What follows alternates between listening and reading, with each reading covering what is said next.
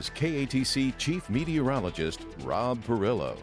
Welcome back and welcome to the weekend. And as we were talking during the commercial break, I'm forecasting a weekend is coming. So that's the good news.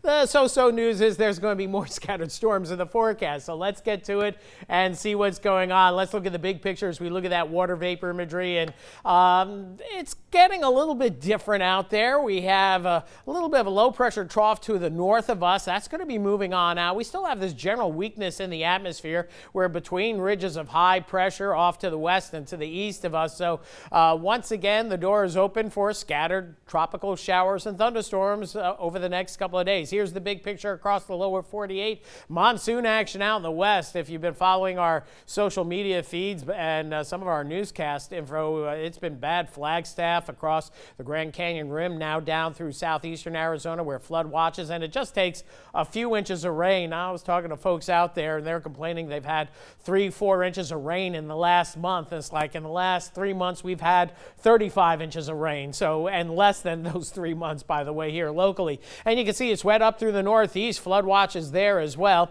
Locally, it was a busy day across Acadiana, about a 70 to 80% type of day with showers and storms. This is a 6-hour loop here showing activity pretty much on the wane. Tomorrow, I think we're going to see a little bit less coverage. We're going to tone down the rain chances closer to 60%, but still a pretty good chance of storms any way you cut it. And this is what we have going over the last hour. You can see a few showers in Jeff Davis Parish dissipating, a couple of isolated cells down by Cameron, the coastal marsh, but this is typical in this type of pattern. You'll see a few isolated showers overnight hours near the coast or offshore, and then they work their way inland during the course of the day. So scattered activity today, now lingering high clouds out there. Those clouds will continue to thin. We should see some stars later on tonight. In the tropics, of note is Hurricane Felicia out here. It's a Category 4 storm, 130-mile-an-hour winds moving off to the west, and you could say, you know what, to Felicia down the road. Another developing system here south of Mexico. We'll be watching that, but no threat to land, and